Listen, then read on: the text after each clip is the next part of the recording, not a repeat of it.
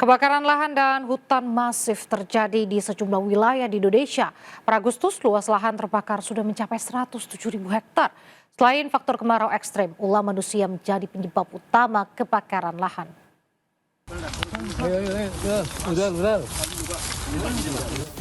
Kebakaran hutan di lereng Bromo meluas hingga 520 hektar. Sejak Minggu sore, 14 titik api baru muncul di kawasan Dingik, Pananjakan, dan Puncak Lembu, Probolinggo.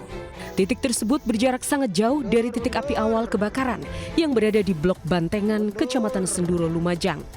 Dugaan sementara, kebakaran lereng Bromo akibat ulah manusia.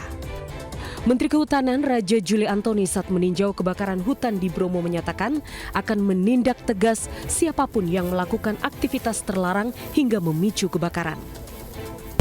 Ada lagi yang bermain api, ini secara literal main api, ya, apakah itu tutup rokok atau yang lebih nakal lagi land clearing, ya, terutama di luar Jawa, ya. Siapapun yang melakukan pembakaran lahan, hutan dan lahan akan mendapatkan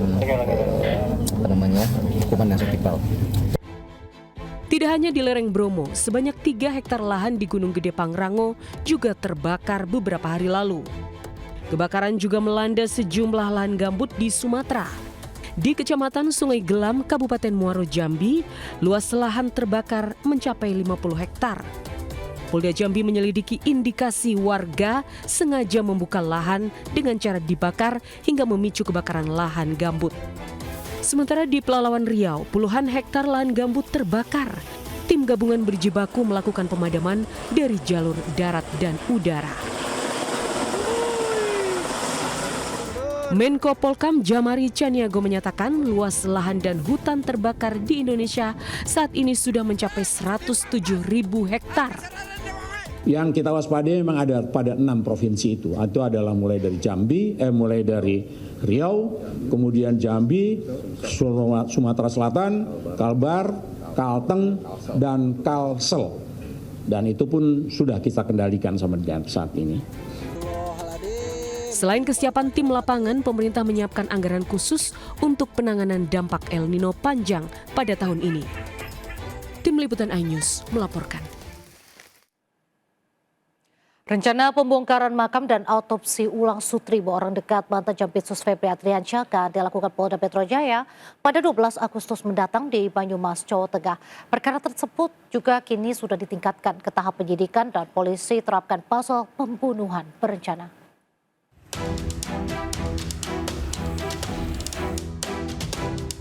Polisi akan melakukan pembongkaran makam atau ekshumasi dan autopsi ulang jasad Sutrimo, orang dekat Jaksa Agung Muda Pidana Khusus Febri Adriansyah, pada Rabu 12 Agustus 2026. Sutrimo dimakamkan di Banyumas, Jawa Tengah. Sebelumnya, desakan ekshumasi juga datang dari Organisasi Masyarakat Kongres Pemuda Indonesia (KPI) yang melayangkan laporan polisi ke Bareskrim Polri. Pada 7 Agustus 2026, Direktur Reserse Kriminal Umum Polda Metro Jaya, Kombes Imam Imanuddin, mengungkapkan saat ini status perkara tersebut sudah ditingkatkan ke tahap penyidikan. Proses ekshumasi atau autopsi ulang dilakukan untuk mengetahui penyebab pasti kematian dari Sutrimo. Juga dari hasil penyelidikan dari tim Ditreskrim Polda Metro Jaya, kami sudah meningkatkan ke proses penyidikan. Insya Allah hari Rabu lusa kami akan melakukan ekshumasi di Banyumas. Sementara itu, kuasa hukum keluarga masih mempertanyakan penyebab kematian Sutrimo. Keluarga mengaku tidak pernah menerima surat resmi penyebab kematian Sutrimo. Mereka hanya diberikan KTP Sutrimo dan uang santunan 20 juta rupiah saat jenazah tiba di Desa Walahar, Wangon, Banyumas. Lalu saya lihat segala macam, saya ada kejanggalan, kok kayaknya penyebab kematiannya nggak ada gitu. Tapi saat itu saya, Bu cuma ini, iya cuma itu gitu. Artinya di dalam surat-surat itu memang tidak lengkap dan lain-lain, tapi tidak ada yang janggal, tidak ada yang mengatakan misalkan peristiwa kematiannya kenapa juga tidak ada.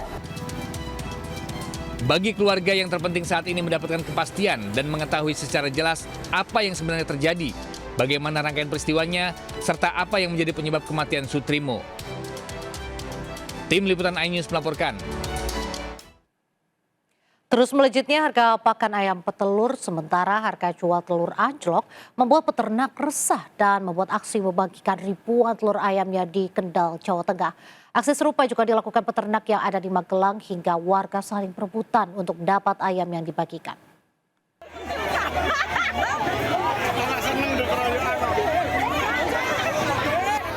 Ribuan warga langsung merangsek dan saling dorong saat mobil pengangkut ayam datang untuk membagikan ayam gratis di alun-alun Kendal. Aksi pembagian ayam pun ricuh, bahkan banyak ibu-ibu dan anak-anak terjepit. Sementara petugas kewalahan mencegah warga agar tidak saling dorong karena mereka sudah menunggu sejak pagi.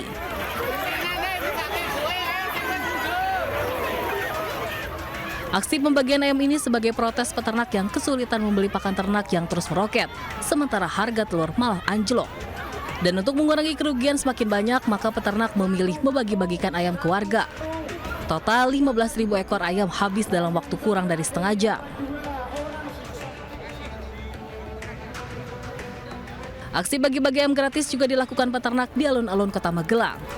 Ribuan warga rela berdesakan hanya untuk mendapatkan seekor ayam gratis. Tuntutan aksi ini juga sama, yakni mempertanyakan mahalnya harga pakan serta rendahnya harga telur. Total 2.000 ekor ayam dibagikan kepada warga yang datang saat aksi damai digelar. Akibat berdesakan saat ayam dibagikan, warga mengaku harus bersusah payah meski akhirnya bisa mendapatkan seekor ayam. Selain itu, kondisi cuaca yang panas juga menyebabkan banyak warga yang kelelahan. Tim Liputan iNews melaporkan. Keracunan makanan dialami 32 orang terdiri dari siswa dan guru usai menyantap jajanan di kantin sekolah dasar di Sukodono, Sidoarjo, Jawa Timur. Seluruh korban mengeluhkan sakit perut hingga harus dilarikan ke rumah sakit untuk perawatan.